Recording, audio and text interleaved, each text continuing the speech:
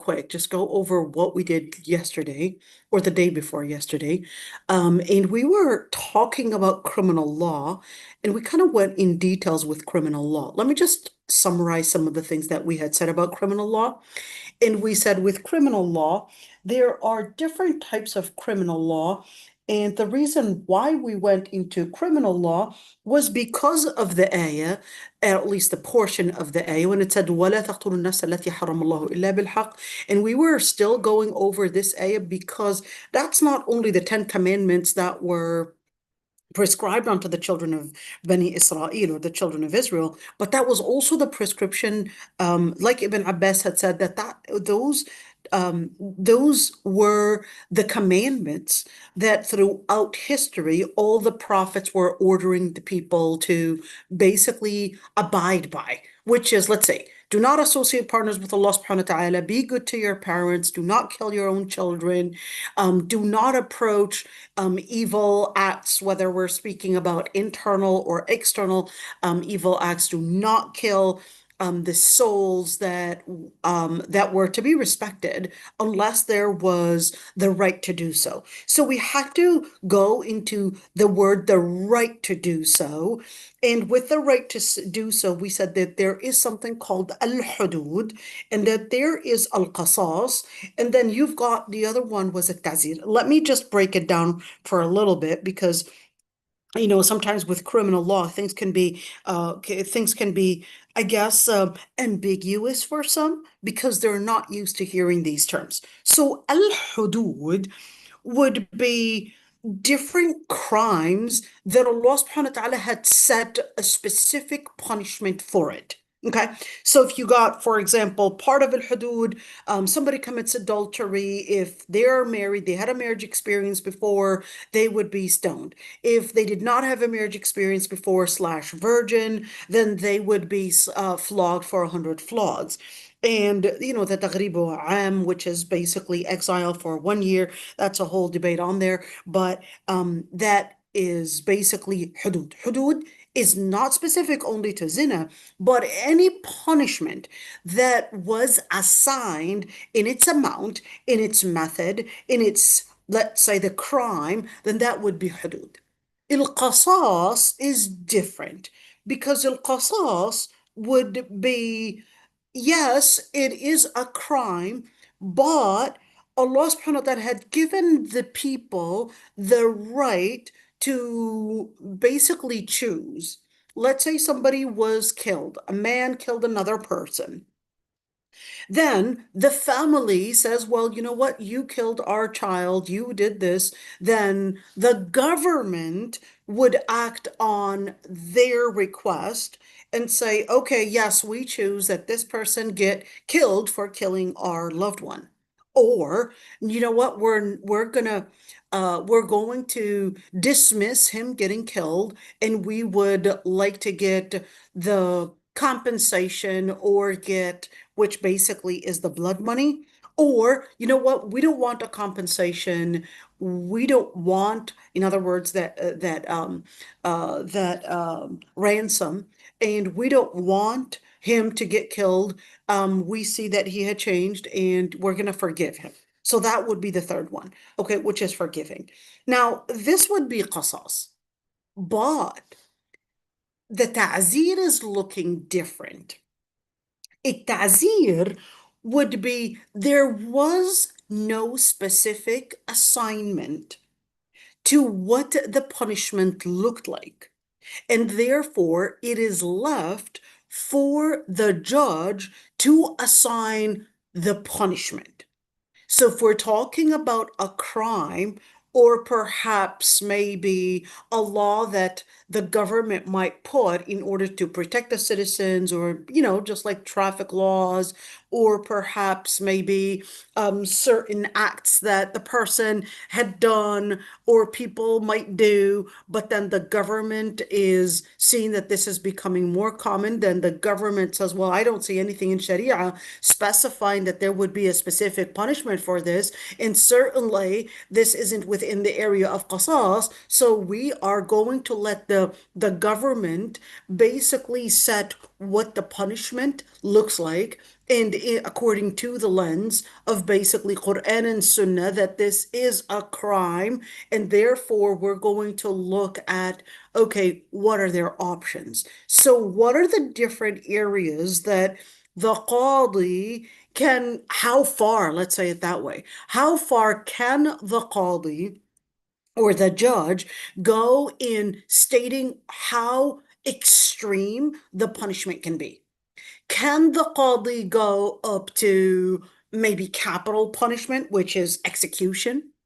Can the Qadi go perhaps more than 100 flogs and say, hey, he's going to assign 500 flogs? Is that okay? Can the Qadi go, you know what, just like we're saying that in stealing, you're going to get your arm amputated. You know what? We're going to amputate, I don't know, your tongue, for example. Is that possible? Now, majority of the scholars, they debated these three things. So some scholars, they say, no, the capital punishment is not within the area of ta'zir. Other scholars, they said, no, capital punishment can be included if we have a qadi that basically had seen that the situation was so severe that it actually requires as a punishment that involves basically execution. So what does the execution look like? Does that mean we've got just basically a sword, or is that a gas chamber, or is that a lethal injection, or is that perhaps the electric chair? What does that look like? That's another debate. Okay, that's another debate in, that scholars would debate what actually makes the most rahim, or at least the most, let's call it merciful way of execution.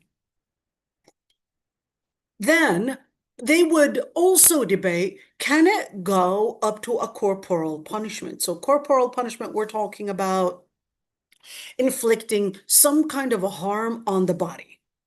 Can it go up to a corporal punishment? Something like, hey, we're cutting off their hand, or probably cutting off and something in their body. What if they did that to someone else? Can we use a sin sin? Hey, you basically somehow pushed that boy in school, and you reached the age of puberty. Therefore, since he lost his tooth, we're going to do the same thing. We're going to ask a dentist to not give you anesthesia, and we're going to make you basically lose your tooth. Okay. Are we going to do that? Can it go up to that level? Okay. Same thing. There's a huge debate on the number of corporal punishment that is acceptable, how far, how severe can it go. I'm just making the story short, but I just want you to remember the word tazir. In this whole thing, I just want you to remember, think of it as the guide in bold word, ta'zir, which is a punishment assigned by the qadi to investigate, to basically consider what would make a fair punishment for that particular crime. Okay. Now, the crime, like I said, it doesn't necessarily have to be as severe as zina, but it can be, well, this person, I don't know, keeps on walking down the street, and perhaps maybe I don't know, has for fun, thinks that it's funny to prank people and record them as he basically puts on this blast music, and then pretends that, oh, he didn't do anything, but thinks it's funny to just see people get scared. Or probably another prank he might do is take off people's shoes and then put super glue on the shoe and think it's funny that he super glued the person's shoes. And then of course the qadi will say, well, wait a minute. Yeah, sure, funny. You thought it was funny to actually do these kind of pranks, but the qadi will say, you know what, there's going to be a punishment for that, because if these kind of pranks were become trendy, then we're going to see a lot of mistakes happening, and people, of course, may retaliate in a very unexpected way to preserve their honor, or who knows what, and things can really go wrong. So definitely the Qadi will intervene in the situation and say, you know what we're going to do? We're going to imprison you for 2 months or 3 months or whatever the Qadi thinks is a fair punishment. Well, this, by the way, is also practiced even in Western governments. Even in Western governments, there'll basically be these situations where the qadi or the judge himself will basically determine what the punishment looks like, what's a fair trial, and sometimes will use the past cases as a case or something to use as a reference, and basically use that as one way of turning to in making basically this, let's call it this reference or this trial, basically an easier case than them starting a new set of punishments or whatever it is. Can it be things like maybe a fine that they would pay $500 or whatever the money that the qadi might say? Can it be imprisonment? Can it be something like I said, community service, maybe cleaning the streets, maybe working in a senior home, maybe to perhaps walk barefooted for a whole month. Who knows? I mean, all right. I don't know. I'm getting all these different ideas right now. I hope no Qadi thinks that I would be a reference in that situation. So this is not my specialty. The most important book written on criminal law by far is one very important figure, and his name is Abdul Qadir Ude. Abdul Qadir Ude, I guess it's worthy of mention right now since, of course, all of this that is criminalizing the Muslim Brotherhood and the Ikhwan and all of that. Abdul Qadir Ude, and plus, sorry, but the Muslim Brotherhood actually had great scholars, and some of the greatest scholars, especially during our times, to actually be at a very high level of education. Some of them engineers, doctors, very, let's say, exceptional in their community service as well, in what they had contributed in the society. So especially during the times when, of course, wanting to vilify these people. I'm not Ikhwan, but of course, I think it's a fair judgment and a fair word to say when we have anybody that had contributed well, whether we're speaking about figures or whether we're speaking about organizations, to actually say the truth about what they had contributed, despite the fact that there is right now, this UAE sponsored, and of course, right now, America and Israel, and basically right now, Western governments, basically right now trying to vilify and basically categorize them as a terrorist group. But, Abdul Qadir Uda, speaking of which, was actually one of the major scholars that wrote on criminal law in Islam. And the book is about almost 700 pages. It's basically called Al-Uqubat fil Islam. Very big, very huge book. And I think it was a PhD dissertation, if I'm not mistaken. And let me talk a little bit about Abdul Qadir Ude. Abdul Qadir Ude wrote that book, and then it was during the time when Germany was trying to, I guess, establish its country. So Germany, when they basically wanted to establish and reestablish the government, all of that, it was during the time when Egypt was considered, like a country where people would go to for education and all of that. And that was in the 60s. In the 60s, and Egypt was considered to have specialists in doing different experts and different expertise and all of that. And Abdul Qadir Ude was accused of plotting to commit an execution, or at least assassinate at the time, Jamal Abdel Nasser, who basically at the time was the leader and the president of Egypt. So he was accused of being a part of that. And certainly that accusation is baseless. That's the same accusation that was put against, or of course, it was Sayyid Qutb, and it was basically all the Muslim Brotherhood at the time, that was the claim. And it was really just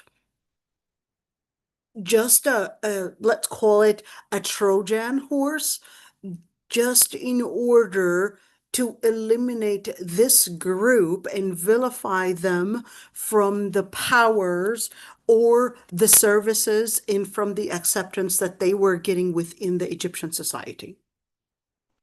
And of course, to vilify them was to take out the books, basically those experts that belong to this group, and in all the Islamic activism that they were doing, that it was a danger and a threat to the society, and that they were basically plotting to kill Jamal Abdel Nasser at the time. And that's when Germany had offered, you know what, instead of executing him, I would need his expertise. Why don't you just exile him to Germany, and we would like to use his expertise in basically helping us, I guess, be on the crew of making our constitution in our I guess in criminal law and all of that. But then Egypt refused because they considered that, you know what, he's just going to grow and become a figure that will bring about later an influence within the society. But that's one thing, is that Abdul Qadir Ude, I think it's worthy of mention that when we speak about criminal law, we got to mention his name, because he was one of those figures. And he was, by the way, one of the cabinets for Jamal Abdel Nasser, by the way. But Jamal Abdel Nasser, and of course, it's quite sad that we have some people actually think that Jamal Abdel Nasser was a hero for Arab nationalism and all of that. But the truth of the matter is that he, along later with the Sadat, and along later with, of course, a set of different, same thing with the Sisi right now. So we're looking at certain figures that would see that the contribution that these people had wanted to bring about within the society was a danger and a threat to the society. So I think, just mention that since we're talking about Abdul Qadir Hudi. Okay, وَلَا تَقْرَبُوا مَالَ الْيَتِيمِ إِلَّا بِالَّتِي هِيَ أَحْسَنُ. And that's where we're at right now. وَلَا تَقْرَبُوا مَالَ الْيَتِيمِ. Do not get near or approach the wealth of an orphan, except for what is best, until they reach, the word is ashudda. We're gonna get to that. What is ashudda? Is it might? Is it physical power?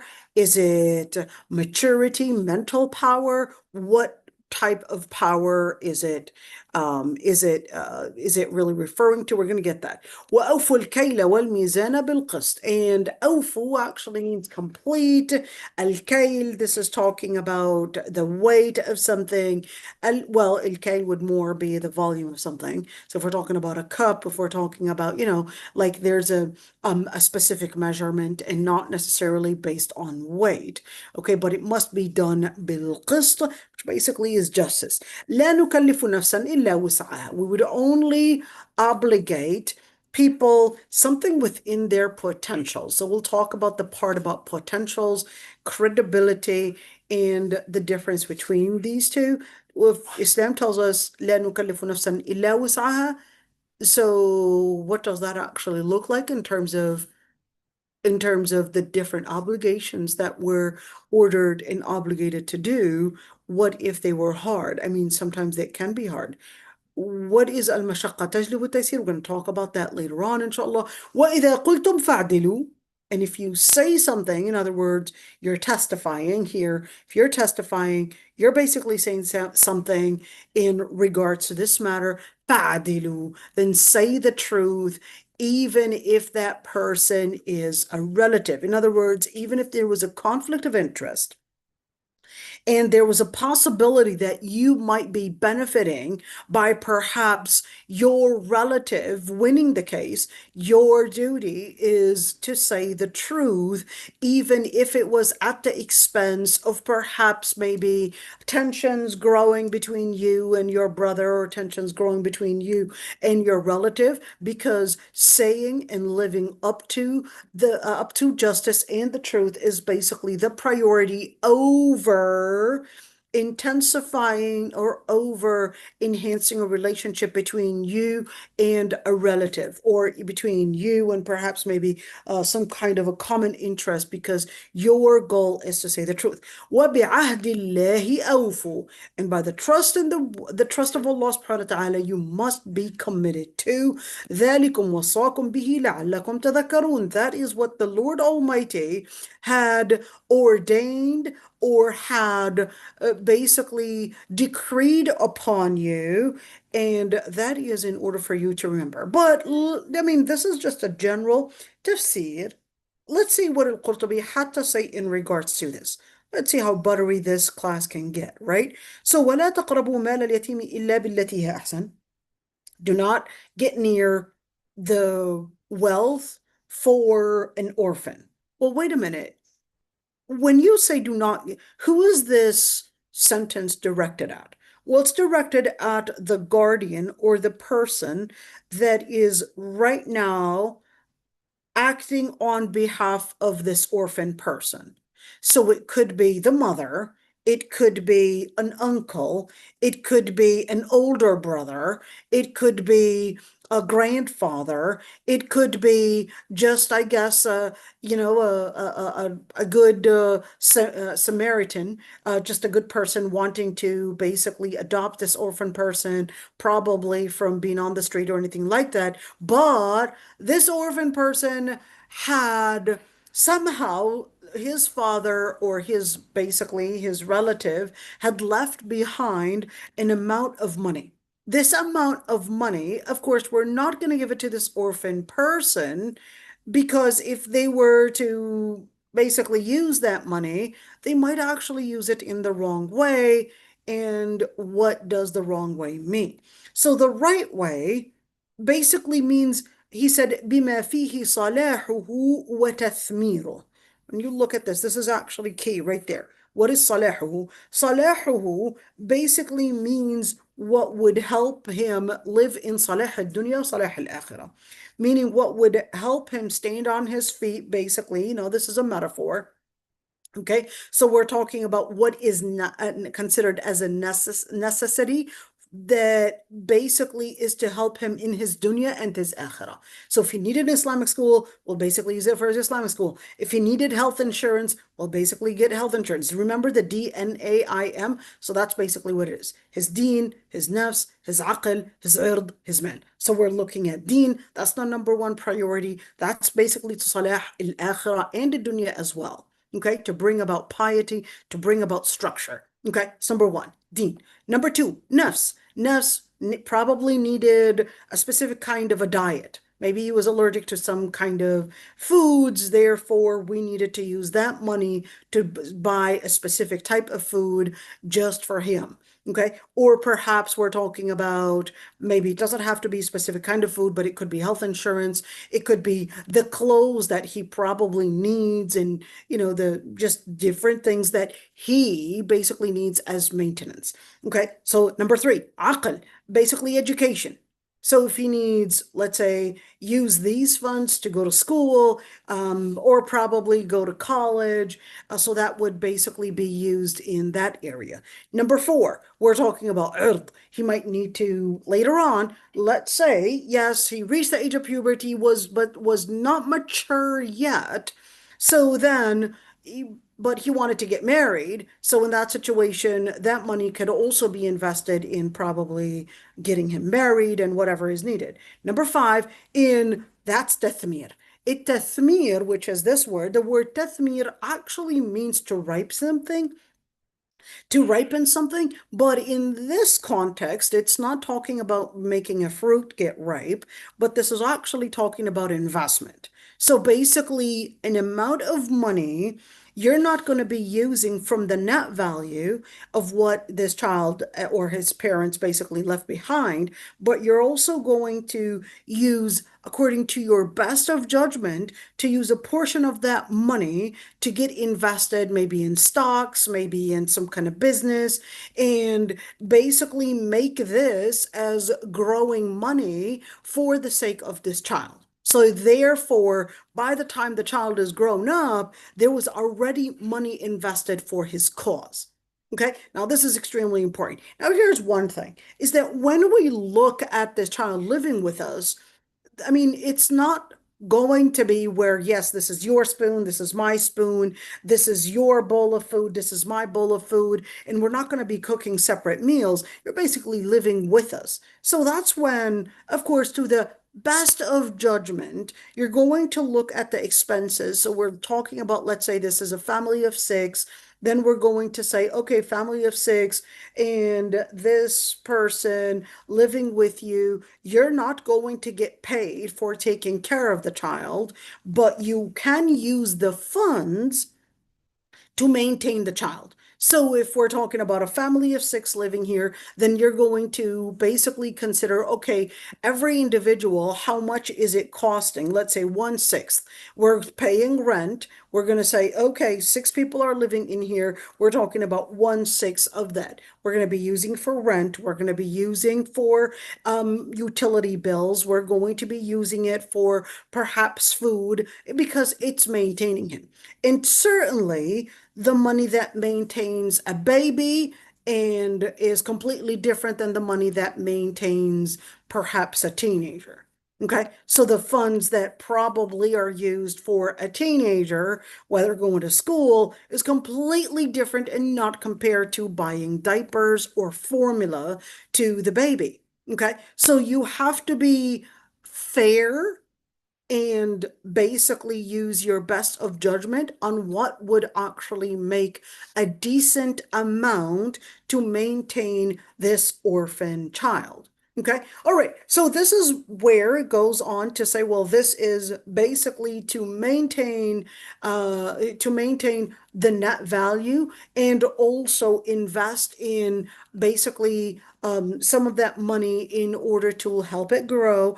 And he said, and this is, I want you to look at this one. He said, وهذا أحسن الأقوال في هذا فإنه جامع. Allah عليك. What does that mean? He said, this is the best of what was said in regard to the interpretation of what and how do we interpret that we're not supposed to be abusing orphans' money and using it for the best way and basically invest it for what is best for them. So that's why he said, hey, you're using it for his maintenance and you're also investing it for his future. So you're not only using it for the present time, but you're also helping him. You're basically acting on behalf of his deceased family member, and you would invest in your commitment, in how you would invest in this child's money to make it grow. You know, you're going to take over basically what his own father might have done, in securing his future. So that's basically it. You're not just going to use the money, yeah, eat and drink, and then, oh, sorry, by the time they're probably maybe 18, sorry, but all the money was used. You've got nothing left. It was used for all those different things throughout your life. When your father died, you were only six, but yeah, we used up all the money, and now you have a zero balance. So definitely, that's not the best maintenance. So just keeping that in within, I guess, that فَإِنَّهُ جَمَعٌ. When he says فَإِنَّهُ جَمَعٌ, it's like it basically contains all the different circumstances, all the different situations, and certainly all the different definitions of what would actually make a just and a fair treatment, a fair guardianship over this orphan person. Okay, let's see. And he said, وَلَا تَقْرَبُوا مَالَ الْيَتِيمِ إِلَّا بِالَّتِي هِيَ أَحْسَنُ. I want you to look at this one. Mujahid. Who's Mujahid? Well, Mujahid was one of those um, they're tabi'in, and he was one of the greatest scholars in tafsir. So we're talking about a scholar that basically lived in the second century Hijrah. And well, actually, it would be first century, no, second century Hijrah. Okay. So وَلَا تَقْرَبُوا مَالَ الْيَتِيمِ إِلَّا بِالَّتِي هِيَ أَحْسَنُ. He said, well, what this is also inferring is that التجارة فيه ولا تشتري منه ولا تستقرض. Pause right there. He said, that means you cannot use it for business. You cannot use it as to buy with it, and you cannot use it to basically borrow money. So what does that mean? If let's say this person is responsible over an orphan person, let's say this orphan person basically, his own father had left behind $200,000. Okay.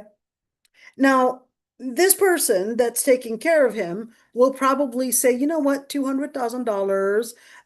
What I could do, I mean, I'm taking care of the money. No one's there to oversee what I'm doing with the money. I will, yes, I'm trying to run this business. And anyways, I basically right now I'm taking care of this money. I will borrow 50,000 from his money. I'm not going to take it. I know that it's his money. I'm just going to borrow $50,000 just for now, and I'm just going to return it to his money, basically. So here Mujahid says, now that's a conflict of interest. You may not do that. What about buy with it? I'm going to buy some merchandise with it.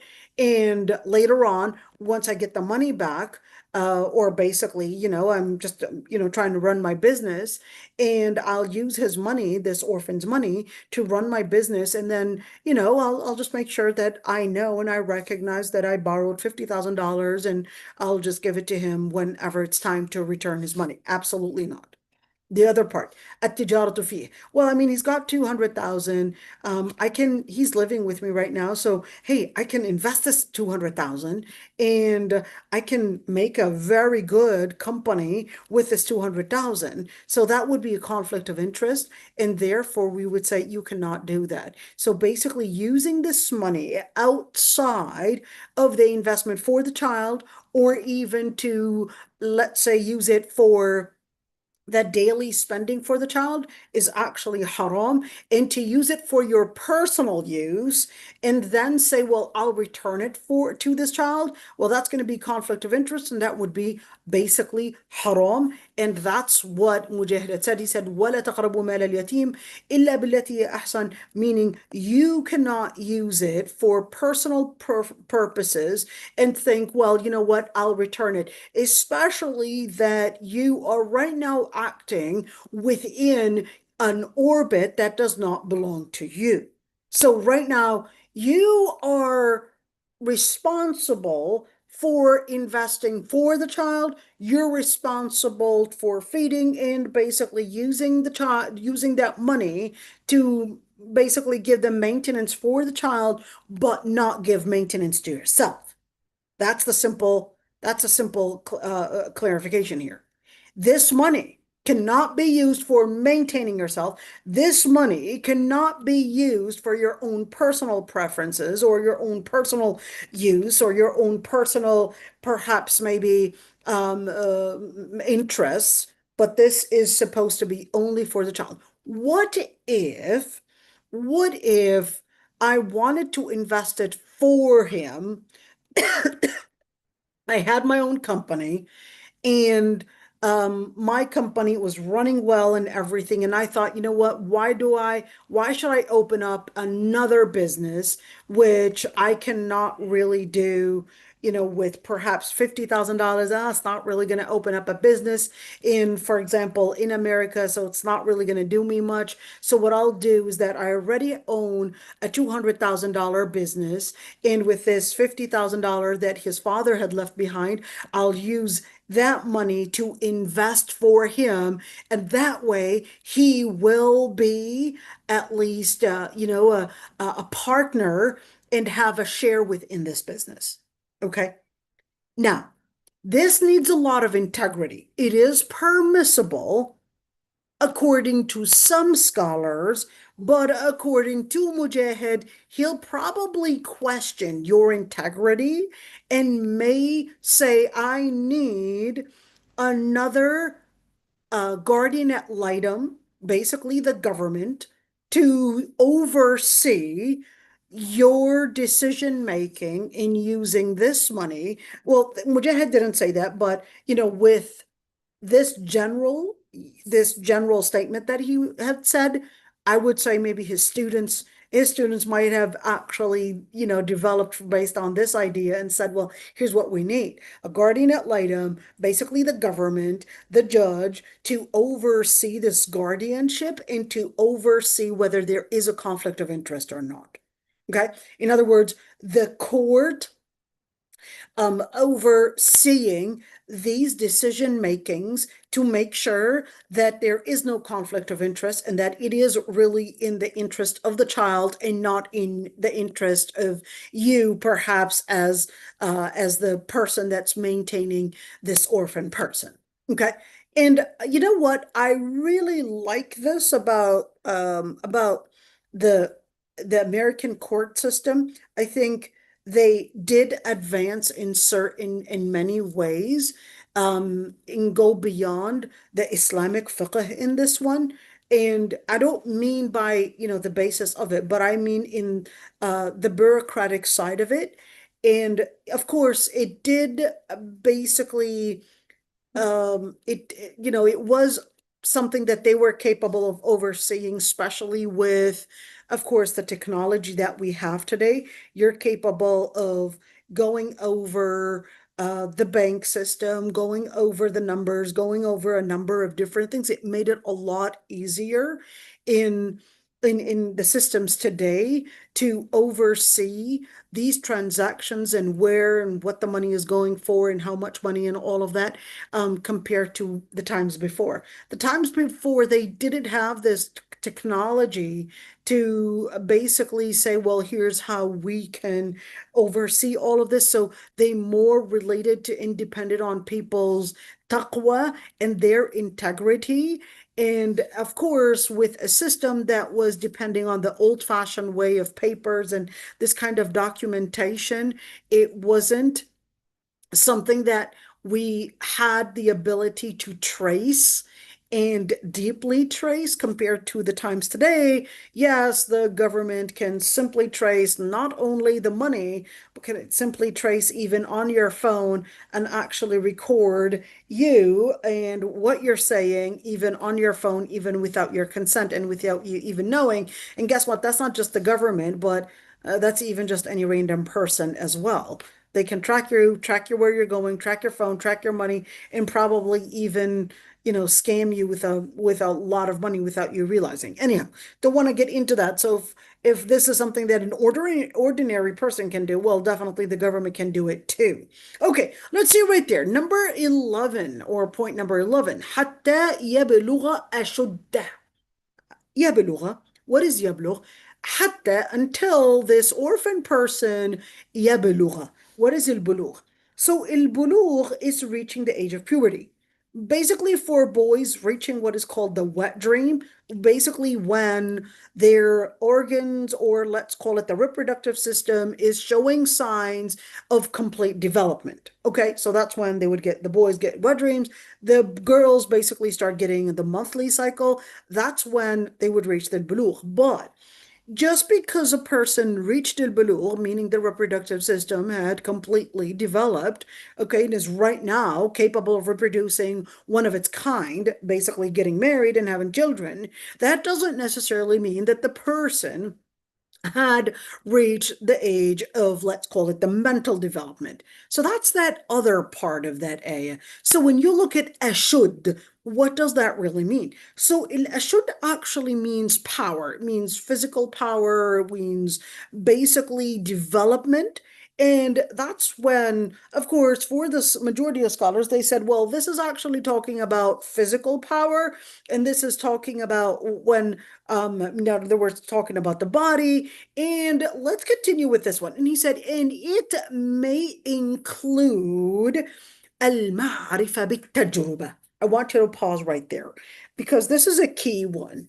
Why did he say that? So what is al-ma'rifa bit-tajriba? It's basically knowledge based on experience. Okay. There are different kinds of knowledge. There's the empirical type of knowledge, which basically, hey, you go to school, you study this thing about biology, about chemistry, mathematics, all these different things. Well, good for you. This is empirical knowledge. You basically had studied in that. But there's another type of knowledge which basically is on personal experience. It's anecdotal. You basically had a certain experience in life. You tried dealing with people. You failed. You won. You managed to get somewhere with your own experience. Just like the other day, I saw this kid who his mother and father died when he was only 13, left in the country in Malaysia, and he basically managed to learn how to run a business. And right now, basically is, well, an employee, but runs a business on how to fix phones in order to basically live and basically maintain himself. He's paying rent, basically, the food and everything. No one's there to watch him, but he's trying to survive on his own. So that's al-ma'rifa bit-tajruba. For sure, he went through very hard experiences. For sure, he was put down very many times. For sure, little by little, he learned that, there are certain things that I have to master in order to basically go around with this and that in order to survive. So that's al-ma'rifa bit-tajruba. Okay? That's the knowledge with experience. That's the knowledge with different trials, and that's a different level. And this is extremely important, by the way. So even if your parents are not educated as in school education and basically all of that, and what we would consider as the academic type of education, know that there is another type of education, which is the experience in life and giving you wisdom. This is extremely important. Now, then he continues. He said, وَلَا بُدَّ مِنْ حُصُولِ الْوَجْهَيْنِ. What did he say? He said, well, what we need when he said حتى يبلغ, when the ayah said حتى يبلغ أشده, we need two sides of, let's say, development. Two sides of development? What do you mean? So we need al-ashud to basically be as a comprehensive statement to mean the highest level, or at least the highest level within adulthood of being mighty or being capable, basically. That's al-ashud. يبلغ ashud, that's like, yep, he's basically complete in his development in both. Both in what? Both in physical development and both in experience and life experience. Where did you get the life experience from for you to say that this is a second thing? He said, well, simple. Here you see in Surah An-Nisa, it basically had come in first, وَابْتَلُوا الْيَتَامَى, and test the orphans, even though they're not orphans anymore. But it was to let you know that we're speaking about what used to be called an orphan is now not an orphan. We know that, but this is to let you know what we're talking about. حتى إذا بلغوا النكاح فإن آنستم منهم رشدا, until they reach the age of a nikah. What is the age of a nikah? The age of a nikah is basically age of marriage. Age of a nikah is the age of puberty. So if they're capable of reaching the age of reproduction and basically developed in their reproduction, they're capable of getting their own kind, then that's بلغوا النكاح. فإن آنستم منهم رشدا. If the word آنستم, what is الآنستم? الأنس is to sense something. الأنس could also mean to accompany. الأنس could also mean whatever takes away your loneliness. That's الأنس. الإنسان is from that. There's company, there's basically, a relationship, etc. So فَإِنْ آنَسْتُمْ. But this آنَسْتُمْ here, it's a sense. So you basically deal with this teenager or this orphan, or at least used to be orphan. Right now, you could see signs of puberty on them. They definitely had reached the age of puberty, but I need an endorsement, and that's that area. I need an endorsement from whoever is basically considered as the guardian to oversee this person's capabilities and to oversee whether they can take over their money and right now be responsible over it. Are they mature enough? So that's when we would need to test what? Rushda.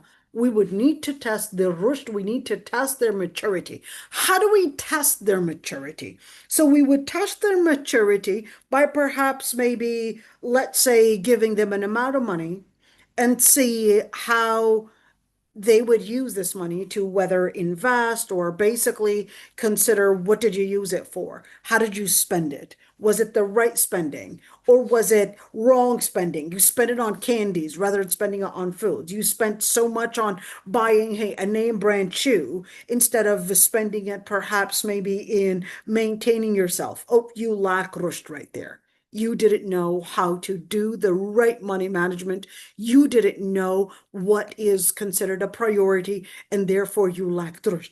Another explanation for rushd is mentioned in Surah Al-Hujurat. When Allah subhanahu wa ta'ala says, وَاعْلَمُوا أَنَّ فِيكُمْ رَسُولَ اللَّهِ لَوْ يُطِيعُكُمْ فِي كَثِيرٍ مِنْ الْأَمْرِ لَعَنِتُّمْ وَلَكِنَّ اللَّهَ حَبَّبَ إِلَيْكُمُ الْإِيمَانَ. So in order to get to rushd, حَبَّبَ إِلَيْكُمُ الْإِيمَانَ, that you really love faith. You know what it means to be committed to your salah. You know what it means to be committed to Allah subhanahu wa ta'ala's principles. I don't have to wake you up for Fajr. You wake up on your own. I don't have to wake you up for I don't have to wake you up for or probably remind you of salah because you know that this is something that you have to do. I don't have to remind you of what you need to do because you recognize that, hey, cleaning your room or probably self-hygiene or all of that is basically your responsibility. I don't have to remind you of it. That's rushd. So, حَبَّبَ إِلَيْكُمُ الْإِيمَانَ زَيَّنَهُ فِي قُلُوبِكُمْ, beautified it in your hearts. So what does it mean, beautified it in your hearts? I don't need to remind you to do it because right now you do it from within. You feel that this is a discipline and not an information. Right now, you live it as a discipline. You had grown enough to recognize that this is something that I have to do as a discipline and not necessarily as me coming in to instruct you to brush your teeth, to clean your house, to do your homework, to recognize the consequences in the long term, to basically maintain yourself or maintain others as well. And this is important because when you're maintaining yourself, part of maintaining yourself is that زينه في قلوبكم حبب إليكم مما زينه في قلوبكم كره إليكم الكفر والفسوق والعصيان. He made al-kufr, disbelief, al-fusuq, basically wrong behavior, or basically sin, or al-isyan, or whether it's major sin or minor sin, that you are disciplined enough to live up to that level. That's a rushd. So when you see فَإِنْ آنَسْتُم مِّنْهُمْ رُشْدًا, this person had gone beyond education to discipline and even past discipline, and they're capable of being and acting responsible not only on themselves, but even on what they hold in terms of different responsibilities within the society. This is important because when you say rushd, in the education, in the stages of educating a child, in the beginning, it starts out with probably the parent giving them education. This is what you do for this. I want you to do this. Then you go into a discipline. You start giving them tasks. Are you capable of completing the task? Are you capable of having the patience to complete the task? Or do you go into a meltdown? Are you capable of living that level of patience and enduring pain? Or will you, with the simplest part of the simplest prick of pain, will you go into a tantrum, go into a meltdown, and basically collapse right there? Because in discipline, what we're trying to create is a mindset of rushd. That's what we're trying to create. So at age 10, for example, by age 10, you should right now had passed even the age of discipline. What's the evidence? Well, the Prophet ﷺ said, "Allimu abna'akum as-salata wa abna'u sabh." Teach them when they're at the age of 7. And then by the age of 10, وَاضْرِبُوهُمْ عَلَيْهِمْ وَهُمْ أَبْنَاءُ 10. And then they're gonna get into a different level of, you know what, you're gonna get spanked for this if you don't actually do it. Now what are we doing? Now we're going to a new stage, which is the stage of discipline. In early childhood, it's basically teaching them. It's giving them instruction. It's giving them direction, giving them instruction. But age 10 and 11 and 12, you should have actually mastered that by now. And right now, you're at the age of discipline. And with the age of discipline, you're learning not only the definition of justice at an adult level, but you're also learning patience. You're also learning commitment, that even if you were offered to, or you probably managed to find a way to sneak and get out of maybe parental guidance, maybe teacher supervision, or maybe government or whatever it is, and you manage to somehow sneak a way out, that you won't do it. That's al-iffa, because you recognize that this is not in my favor. This is going against the definition of justice. And finally, the highest level of rushd is basically the courage. No matter what it takes, you live up to the discipline, even if it basically had meant perhaps your life, or maybe it meant perhaps, a certain mean that is important to you. That's a discipline. That's a highest level of discipline. So what are we looking at? We're looking at 4 things. We're looking at recognizing al-adl. We're looking at recognizing that there is an amount of pain that you need to learn how to endure. There's number 3, that even if things were available to you, you wouldn't sneak around it, because to you, living the principle is your priority. And number 4, which is courage, which is ishaja'a, that you live even if that meant that, yes, there is a fear, you don't let any fear empty you from your principle. That's a rushd. So let's see. And he continues and he says, well, what this ayah would, in this ayah in Surah An-Nisa, and what it would contain is that it combines between the power, or at least the let's say the total development in physical power, which is reaching the age of puberty, and the other part, which is the strength of knowledge and the strength, or at least the maturity, experience, commitment, discipline. And that's what Ines of Rushd is. I love the way that he basically had mentioned it right there. And he said, because if we would give this orphan person their own money before reaching the age of maturity, or even being strong enough to protect his own wealth, then he might actually use it in perhaps in his own personal drives. Yes, I want to eat candy, goes and buys candy without recognizing, listen, you're going to pay the price for this on your health. This isn't being smart. Or perhaps maybe even be asulukan la malala, or might even wander all that money and end up with no money at all, simply because they misused it in the wrong, basically in money management. Okay, let's see. And why did Allah subhanahu wa ta'ala actually talk about the orphan? Why the orphan? Is that necessarily only the orphan?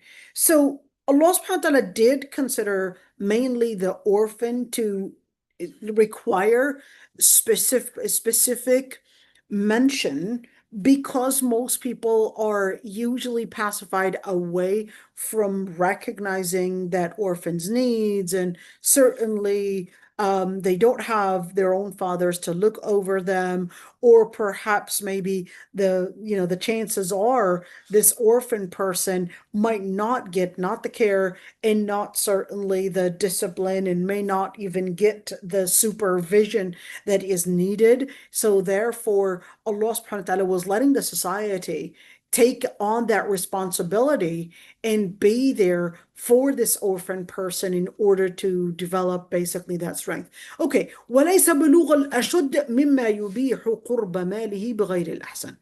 And just because a person reaching the age of puberty, it doesn't mean, okay, that of course the inference.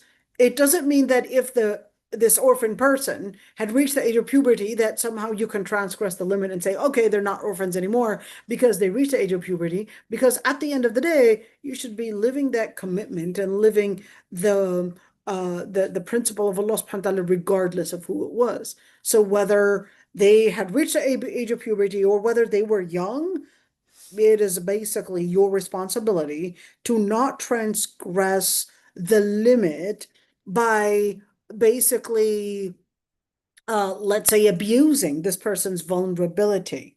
Because at the end, Allah subhanahu wa ta'ala would be the one to oversee and protect this person. So the meaning would be, do not take and abuse the orphan's wealth unless they reach the age of puberty. And therefore, if they reach the age of puberty, then you're going to give them back their wealth for them to take care of themselves. Basically, that's what it means. It isn't saying, hey, until they reach the age of puberty, once they reach the age of puberty, then you can abuse their money. No, that's not what it means.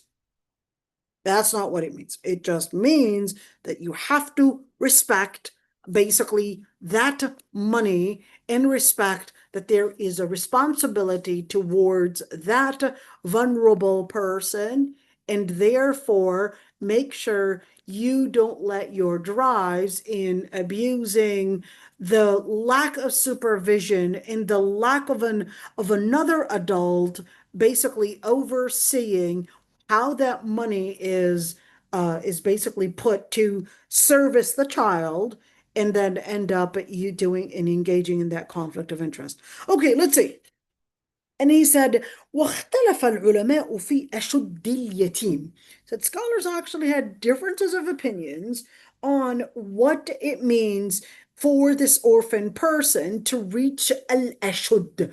Al-ashud meaning their might, meaning the final stage of development. So Ibn Zayd. And who's Ibn Zayd? Well, when you have the books of Maliki, the Maliki book saying Ibn Zayd said, this isn't any random Ibn Zayd, but this is actually talking about Abdullah ibn Zayd ibn Aslam al-Adawi. This is who it's talking about. Abdullah ibn Zayd ibn Aslam al-Adawi. Okay, let's see. What did he say? He said, well, this actually means him reaching the age of puberty and Ahl al-Madinah. And you want to remember, for the Malikis, they regarded that the Maliki, or at least the Ahl al-Madinah are a reference. Let's do this again.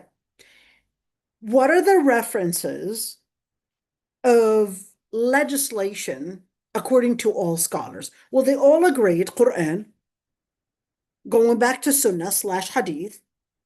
3, the consensus that scholars had basically considered as something that they agreed on. And number 4 is basically the analogy, al-qiyas.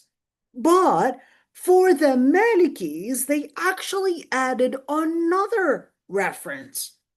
That is, amal Ahl al-Madinah, the actions of Ahl al-Madinah. Wait a minute.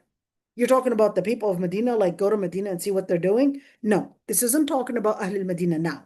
This is talking about Ahl al-Madinah at the time. Remember, Imam Malik died 179 Hijriya.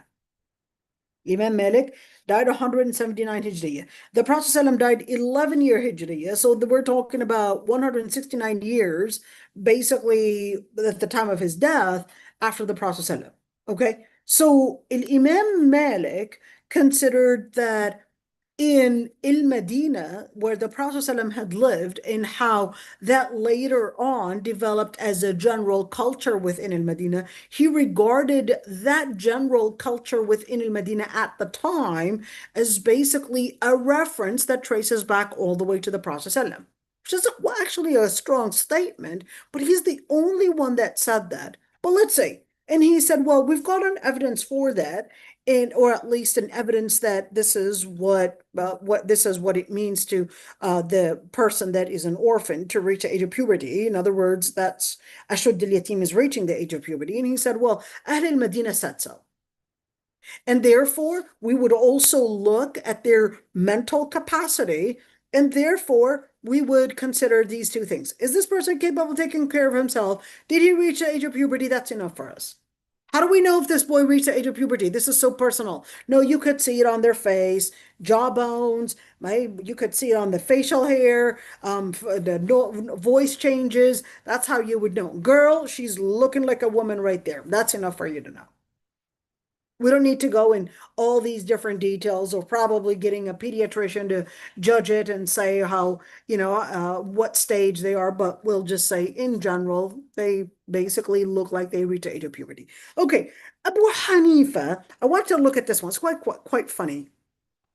Abu Hanifa actually did something different. Abu Hanifa said, well, I've got an age to list, in which is 25 years of age. So Abu Hanifa, no, it's not reaching the age of puberty. It's probably 16, 17. No, we're going to say 25 years of age. So at 25 years of age, that's when you consider that, yes, this person reached the age of puberty and developed, which is quite interesting for Abu Hanifa to say that. You know why? Because studies actually say at the age of 26 or 25 and 26, that's when you get into the final development of your brain, at least final development, meaning, it's not growing like with early childhood, like at that pace. Okay. But, it's quite interesting that through their own observation, they actually said that. It's quite interesting when you see the scholars in the past and how they did their own observation, but in their observation had really matched a lot of what, let's say, science says today, but the science and what science would study in terms of we've got MRIs, we've got scans, brain scans, neuroscience, doing all these different things, but we're talking about very sophisticated and very advanced type of technology to study all of that. But then they didn't use the sophisticated type of technology. They actually used their own, let's call it observation, their own experience. They were definitely people of farasa. They definitely had seen beyond human behavior that is outwardly, but no, they actually studied human behavior. And he said, well, 25. But Ibn al-Arabi, look at Ibn al-Arabi, even though he had great respect for Abu Hanifa, remember when he said, أما أبو حنيفة فقد جعل القرآن مرآته فأبصر الحق and remember when he said that in, I believe in the ayah وآتوا حقه يوم حصاد Surah Al-An'am. Oh, he said, as for Abu Hanifa, he had made the Quran be his lens, and he said, with everything that the earth produces, that there's zakah to be paid for it. That's a great respect. But when it came to this matter, Abu Ibn al-Arabi, he objected Abu Hanifa and he said, وعجبا من أبي حنيفة فإنه يرى أن المقدرات لا تثبت قياسا ولا نظرا وإنما تثبت نقلا وهو يثبتها بالأحاديث الضعيفة ولكنه سكن دار الضرب فكاثر عنده المدلس ولو سكن المعدن كما قيد الله لمالك لما صدر عنه إلا إبروز الدين. Oof. Very, very strong statement. Oh my God, would the Iraqis hate this? Let's see, what did he say? He said, it's quite strange that Abu Hanifa, who regarded that you cannot use certain numbers or values of things, and, was really specific when it comes, and very intricate when it comes to amount and setting a certain amount or value of something, and that you cannot use analogy or even your own observation, but you actually have to go through to a reference. He said, and plus, he would even use weak hadith, but he just lived in Dar al-Darb. Dar al-Darb, what is that? We're talking about Iraq. Iraq, multi-religious area, multi-cultures, multi-different political tribulations and these things. He considered that, you know what, that brought in a lot of people that are mudallas and mudallisin. They're people that may manipulate the truth. Oh my God, the Iraqis would hate to hear this. Yeah, so that's what he was talking about. Al-Iraq is like, you know what? That area is really contaminated with a lot of hypocritical people and a lot of people that were lying about Islam and people that were wanting to make things in their favor and really change and manipulate the truth and twist the truth. But he said, "وَلَوْ سَكَنَ الْمَعْدَنَ." If you'd only lived, if you had only lived in the area where that was considered as the main resource for truth, exactly the way that Allah subhanahu wa ta'ala had given the privilege to Imam Malik, he would have only produced the gold of deen. Woo, that's a very strong statement. The gold of deen. But he considered that, yeah, man, you just lived in an area that, they're probably the capital right there in Baghdad, and yeah, they're probably, they're probably the area of the capital and the area of where probably, all those political tribulations happened. But it seems like you were really influenced by that, and you ended up producing, he considered, low quality analogies at times when you weren't really committed to what you had regarded as the right reference. And he regards in another way, but he said it in a nice diplomatic way. But if you were to live in Medina and you had the same resources, you would have actually produced the best treasures of Deen and the gold and the purity of these analogies and not mistaken your resources. That's what he wanted to say. It's quite interesting to actually say that. But, just keep in mind, Ibn al-Arabi, he was the one that just praised him a couple ayat ago. Okay? And this is very important. Just because we may value a scholar, it doesn't mean that we may sometimes review their words in a critical way.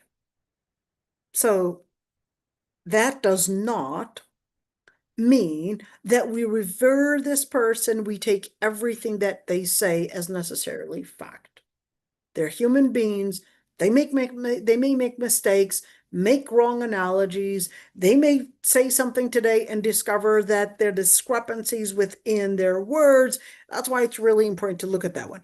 Okay, so it's quite interesting that Abu Hanifa had actually said 25 and considered that you've got a number for that. Didn't want to just say, let's, observe and let's test them and do all of that. He said, we need to canonize this and actually put a specific number, because I can understand Abu Hanifa's position, because when you're talking about canonizing, and it makes it a lot easier to have, I guess, a number where you can refer to, and rather than making it change from one person to another, because it may require more responsibility on the government to oversee basically these requests that perhaps an orphan person might sue their guardian, and especially during our times today, and where parents and guardians are vilified and demonized, and the children are always, and the teenagers, they're always told that they're being abused, that their caretakers are their abusers. And of course, with the mindset of entitlement, that's going to be really tough on the government and really tough, basically, even on their future.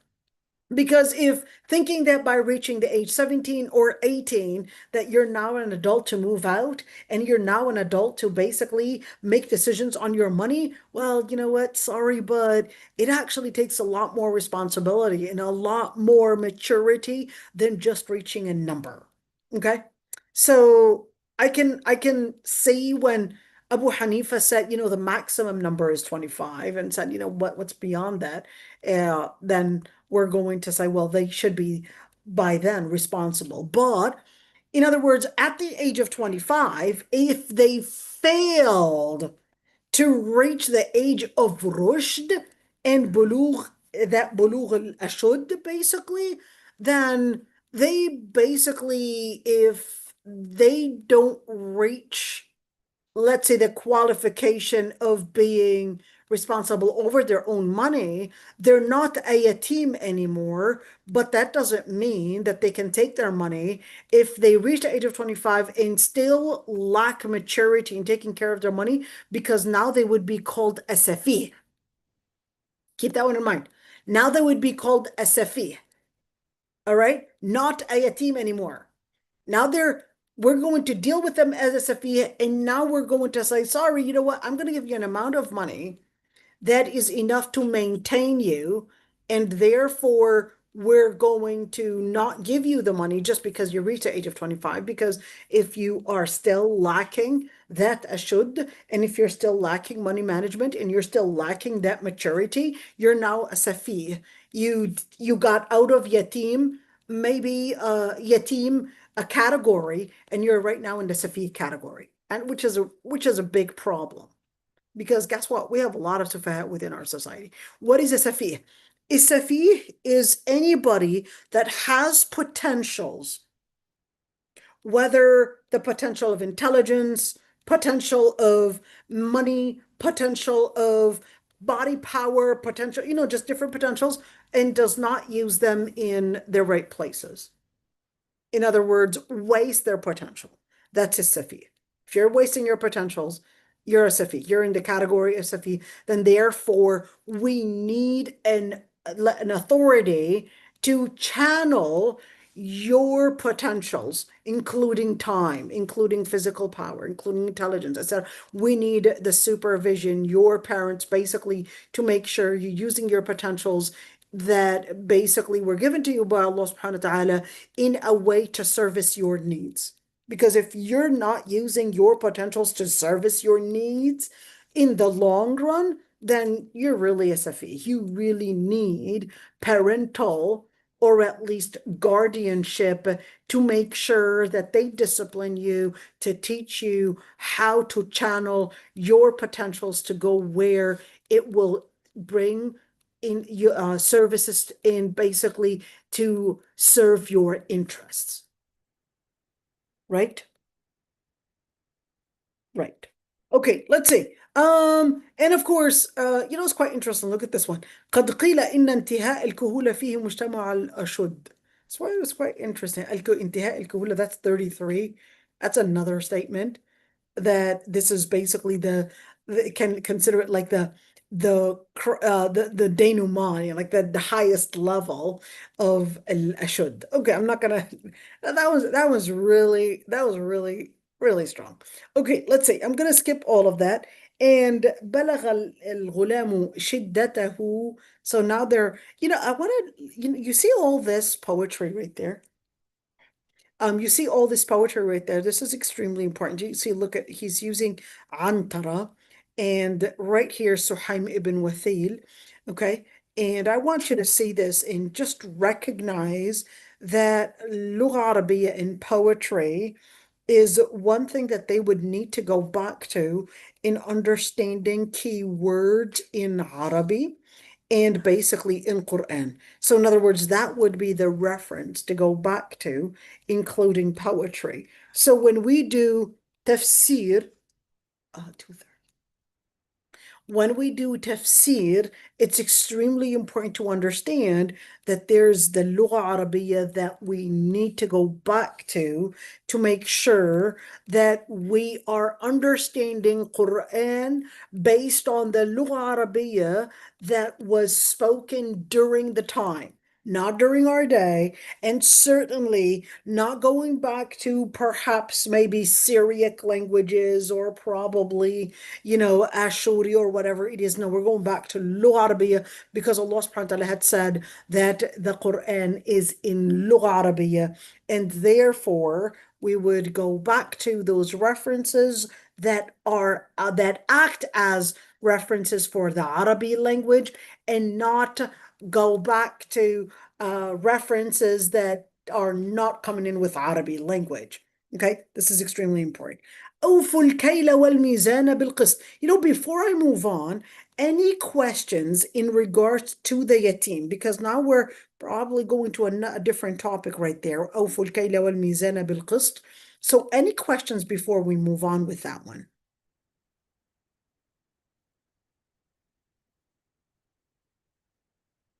Anybody wants to say anything? Okay, you can write in the chat or you can unmute yourselves. Okay, let's see. Number 12. So that was point 12 that Al-Qurtubi wanted to talk about, which is أوفوا الكيل والميزان بالقسط. So right now we're going into discussing أوفوا الكيل. What is أوفوا? الأوفوا basically means you complete. الكيل والميزان بالقسط. So what is القسط? القسط basically means الاعتدال. It basically means injustice. In other words, we're looking at in terms of amount. So whether we're talking about in transaction, in selling, buying, etc., or whether we're trying to exchange and do trade, that would be basically supposed to be done in justice. And certainly لا نكلف نفسا إلا وسعها. So at the end, I want to look at this. لا نكلف. What is لا نكلف? نكلف. نكلف actually comes from the root ka la fa. And ka la fa basically means to burden you with something. So when you are saying لا نكلف نفسا, in other words, that you realize that Sharia itself would not ask you to do something more than what you're capable of doing. Sharia itself. But wait a minute. I mean, there are certain things, like let's say, I mean, I'm so tired. I've had a very long day today, but then I'm required to, get up for Fajr. I mean, I really need beautiful 8 hours of really deep sleep. And this Salat al-Fajr is coming in at a very, very, very sensitive time for me. So for me to get up for Fajr at that time is really going to disrupt my 8 hour of sleep. And my doctor said I need a good amount of sleep. Can I just not wake up for Fajr for at least 2 months to kind of, get me to at least to build a healthy immune system and all of that? We're going to say, wait a minute. Islam, from the very premise of it, from the very start of it, did not obligate you more than what you can handle. But I need 8 hours of sleep. Certainly, fair enough.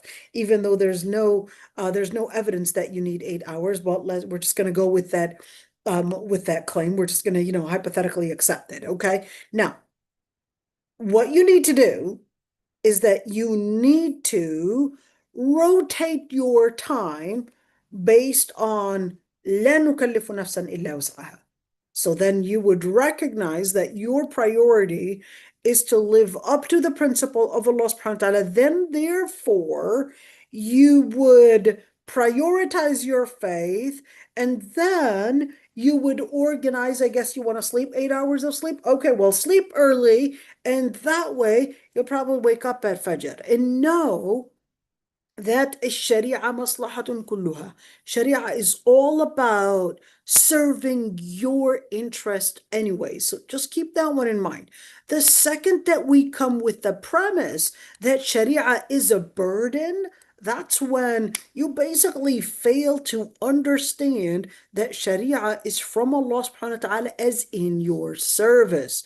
So when, for example, a teenager might come and say, hey, I want to do what I want to do, and I have the freedom to do this, but I'm just respecting, your wishes, but I have the freedom to do this. We'll say, wait a minute, what do you do? How do you define freedom? Because freedom has two definitions. You've got the free will, which is the natural free will that Allah subhanahu wa ta'ala given you. I can jump off on, a 3-story and basically commit suicide. Hey, yeah, do I have the free will to do that? No, because Allah subhanahu wa ta'ala says, وَلَا يَرْضَى لِعِبَادِهِ الْكُفْرِ. Allah subhanahu wa ta'ala does not accept kufr for his servants. So therefore, whether you're maybe at your parents' house, or maybe at school, or maybe at work, or whatever, there are certain policies that you abide by, because that's the way to bring about structure, that's the way to bring about organization, and that's the way to channel our potentials. And that's a way of communication, to channel our potentials where we don't cross each other's boundaries. And especially during our times with, of course, the Western culture, basically, right there telling 18-year-old kids to move out. And yeah, if you move out, you're not going to get your parents parenting you and blah, blah, blah. All of these different things basically come with the premise that your family is an obstruction to your advancement or to your success. But Islam tells you, wait a minute, to put you within the discipline of your deen, to have your family help you basically supervise yourself away from fitna, to basically put you within that structure. Yes, even if you were to go on jihad, even if you were to go on jihad, you needed your parents' consent. Even if you were to go on jihad, but this person, serving a big thing right there. This person, they're not going to go on jihad when they're 13 years old. They're going to go on jihad probably 21, 25, 30. But if your parents do not consent, you cannot go. Even if it's jihad, even if it's jihad. Let alone going for, I don't know, getting your education in a different state or in a different country, or perhaps maybe moving out, or etc. Your parents don't consent, then you would have to use that knowledge and use that channeling and that supervision and that love of ri'ayah for you. Out of love, they're basically wanting you to be in that area where you're away from that fitna. So when we say أوفوا الكيل والميزان بالقسط, or sorry, لا نكلف نفسا إلا وسعها, no, that whether it's being taking care of your family, or whether it's being kind to your family, or whether it's bending, let me use the word bending. It's bending your potentials not to only meet your services, but bending your potentials to Allah subhanahu wa ta'ala. This is what Islam is all about. It's bending your will to the will of Allah subhanahu wa ta'ala. That's what ibadah is. Ibadah is making your will meet with Allah subhanahu wa ta'ala's will. And when it comes to respecting parents, it's learning how to let your will bring basically the rida, the content, your parents' content, not your content. Well, you know what? I did what's right, and that's it. Well, you're content about it. Good luck. Because your goal, rida al-walidain, it's their content, not your content that you have done enough, but it's their content. And this is extremely important. What if my parents were abusive? One day, they kept on asking me to do lots of work and they kept on being so hard on me. What if? And I can't handle it anymore. And my therapist, my dear therapist, told me that, yes, I need to move out and I need to stay safe from all this toxic relationship and these toxic demands. And these toxic demands are not serving me well. I want to say a couple of things. Number one, there are different schools of psychology. Part of these schools is regarding that, hey, in order for you to grow strong, you need to take out whatever is obstructing you from living your full potential.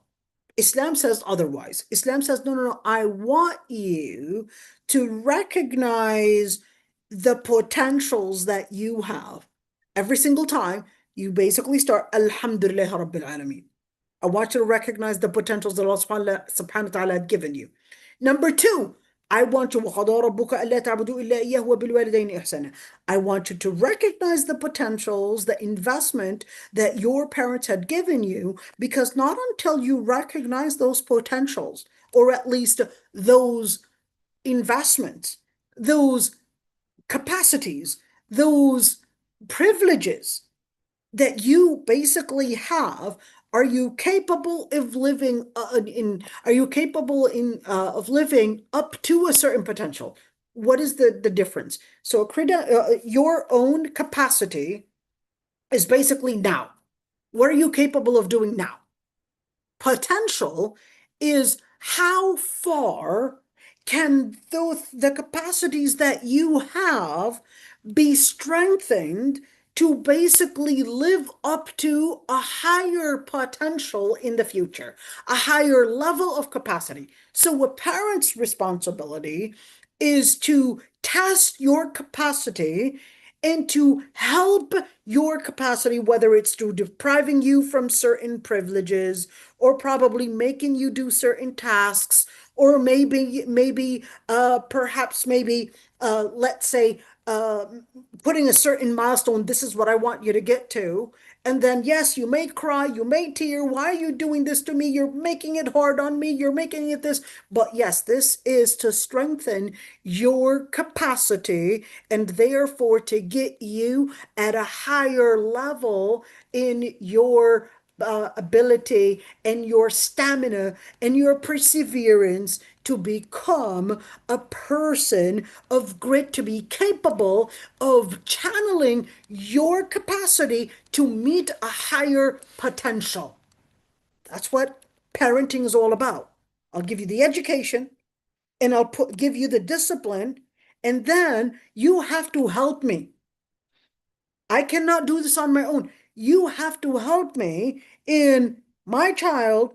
I cannot do this on my own, but you have to recognize what we're trying to do. Okay, so whether in parenting or whether in understanding deen, that's the same thing.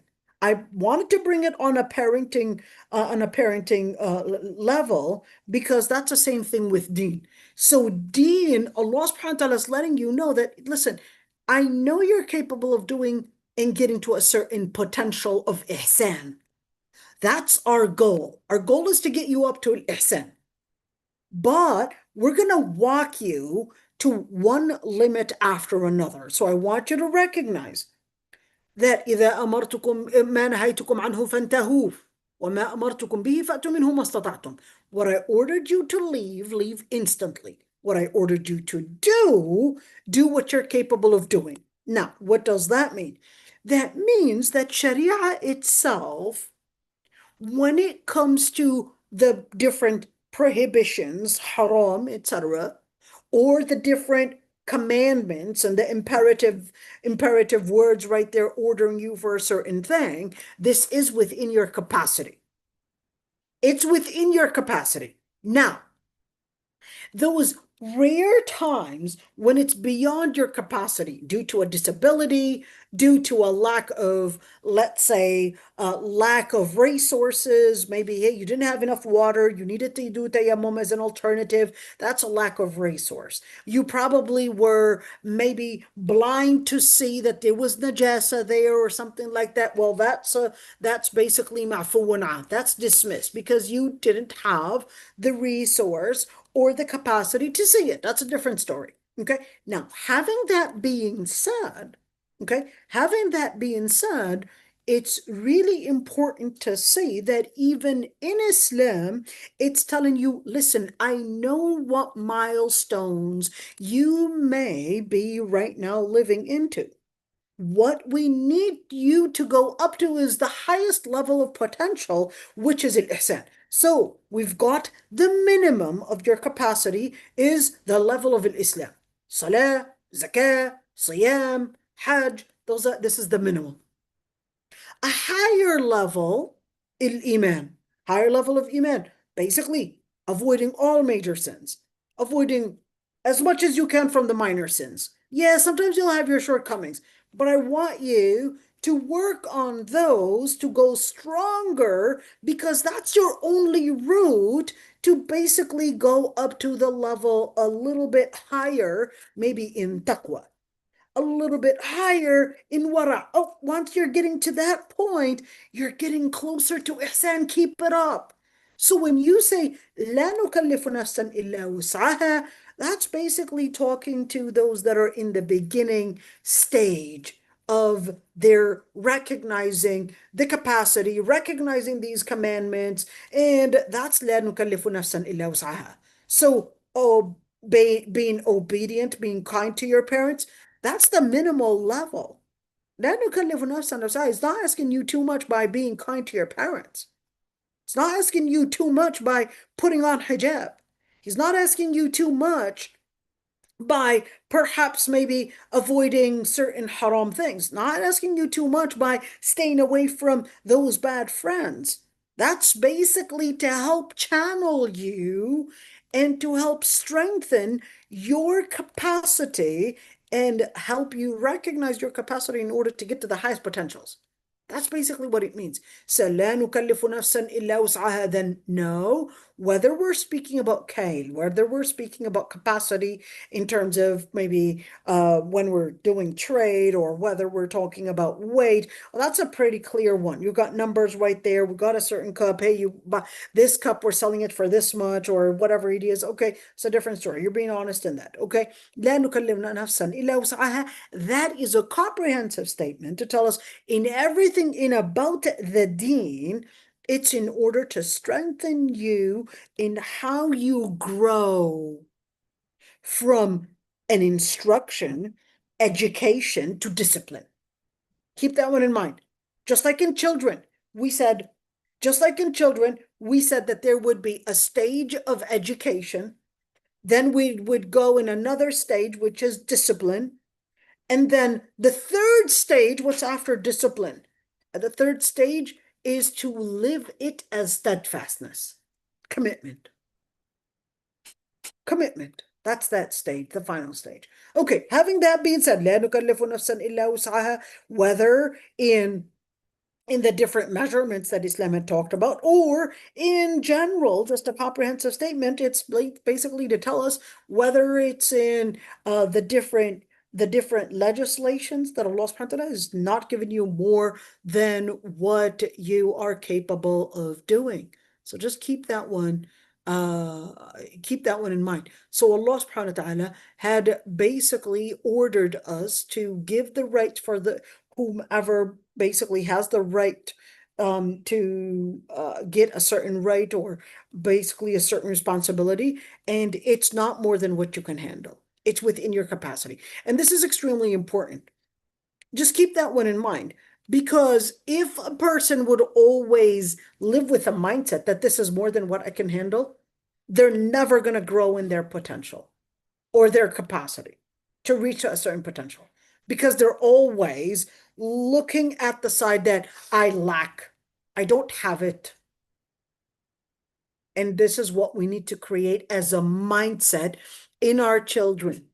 Don't get into tantrums, meltdowns. Whenever you're not capable of doing something, learn that there's an amount of pain, and certainly there's an amount of endurance that you have to live up to in order to reach your potentials, which is to have the courage to live that steadfastness and to live basically that high potential of being a leader. There's no way that you're going to be a leader unless you go through one, recognizing justice, living the pain and enduring pain, no matter what the cost is. I'm going to do, this principle, no matter what the cost is. In number three, even if there was a way to sneak out of this, probably this task, I will still do it, even if there was a way to sneak out. And number four is to live the courage to stand up for the principle, even when perhaps you're being challenged to it. Okay, let's see. And here, I want you to look at this one.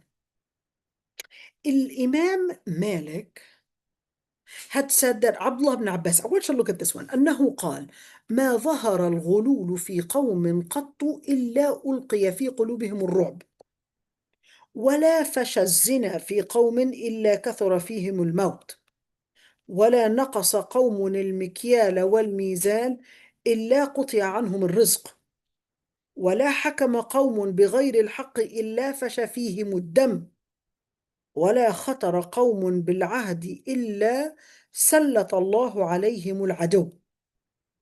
It's quite interesting. Hold on, let's go number 5. He said this is al-Muwatta. Okay, let's see. What is he saying, first of all? He said any group of people where dishonesty in, well, al-ghulul is more stealing. And what this will result in is that Allah subhanahu wa ta'ala will put fear in their hearts. And any group of people that engage in adultery or fornication, Allah subhanahu wa ta'ala, well, basically what would be the implication is that death would become frequent within these people. And any group of people that would be dishonest in the weight of things, in other words, we're talking about weight, or we're talking about value, or we're talking, in other words, they're not fair in trade, that Allah subhanahu wa ta'ala will basically stop the provision and business basically from flourishing within that society. And no group of people would rule by justice, but the implication would be injustice or killing and crime would be the result. It then basically means blood, but this is a metaphor to basically mean life, people's lives being at risk. And no group of people would betray others. In other words, betray becomes like a trend, but Allah subhanahu wa ta'ala would have another enemy basically abuse them and basically be there to sallata. Sallata actually means that they would have they would be overcome by an enemy. It's quite interesting. You know, when you look at some of these things, you know, this reminds me of Ibn Taymiyyah really, when he said that Allah subhanahu wa ta'ala would give victory to the government that is kafir over a Muslim government if the Muslim government was an oppressive regime, but the kafir government was a just regime or a just governance. But Allah subhanahu wa ta'ala would give them victory. It's quite interesting when you see that. So in other words, the most important thing is that we see that certain behaviors, if they become flourished within a society, that the implication would be from another end. You know, just like when we see when children are disobeying their parents, they basically start making, and maybe that's one reason why we see mental illness right now on the rise, whether it's the relationship with parents or whether they're not seeing potentials as well. They're not seeing the capacity. They're not coming with the mindset of Alhamdulillah Rabbil Alameen, coming with the mindset, Alhamdulillah, I'm privileged with these blessings. Not until you see the blessings that Allah subhanahu wa ta'ala had given you, or whether your parents had basically contributed in you. If you don't see the blessings, then all you see is nothing but lacking. If you don't see the privileges, then what you're going to be facing is nothing but mental health issues, anxiety, depression, because you're going to see nothing but a victim in yourself. But Islam wants you to see that, no, you're not a victim. You're actually blessed with all these different things, and therefore you can use them for your advancement. You can use them to address these good things, in what Allah subhanahu wa ta'ala and what your parents had basically given you. To thank. Whoever doesn't thank the people, they won't be capable of thanking Allah subhanahu wa ta'ala. Why? Because it's a mindset.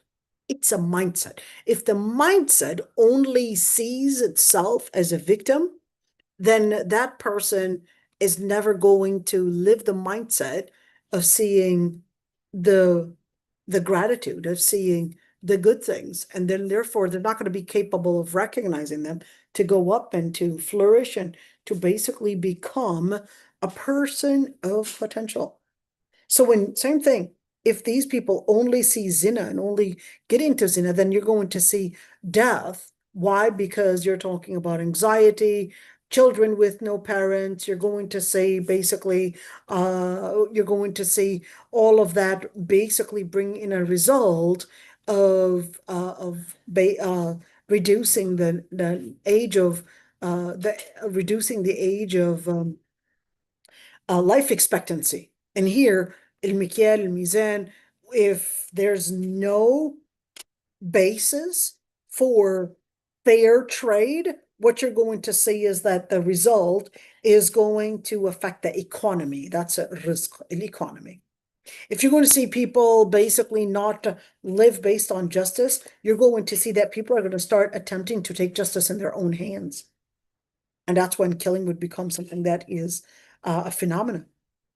And same thing if you're talking about people that betray others, then you're going to see, hey, this is going to bring about disunity, then expect who? Then expect enemies to take advantage of this disunity. And then the enemies would basically find ways to take their interests from you. Why? Because they're abusing the fact that you are basically not unified to stand against this enemy, so that the enemy is seeing you as basically a hotcake for snatching your interests, because they see their interests are easily their interest in you and in your country, they're going to be really easy to basically take. So we're talking about corruption here. There's going to be corruption, then absolutely those enemies that are going to abuse the fact that there's corruption within your community, and they're going to basically get this enemy abusing the fact that this country is corrupt. Just like you look at a lot of these countries, Muslim countries that are corrupt, and then what do you get? You basically get enemies basically coming in and abusing the fact that this community is corrupt, and then trying to take away their interest basically. Okay, so this is it. Subhanakallah wa bihamdik, nastaghfiruka wa natubu ilayk, nashhadu an la ilaha illa ant. If there are any questions, I'd be happy to answer them, inshallah.